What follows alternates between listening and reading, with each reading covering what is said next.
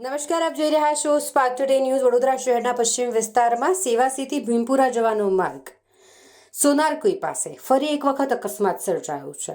આ રસ્તો કે જ્યાં વારંવાર અકસ્માત સર્જાય છે, સોનારકુઈ પાસે ડિવાઈડરના કારણે વારંવાર અહીં અકસ્માત સર્જાતા હોય છે અને તેવામાં વધુ એક અકસ્માત સર્જાયો છે, જ્યાં ડિવાઈડર સાથે કાર ભટકાતા કાર રોડ પર ઊંધી થઈ ગઈ.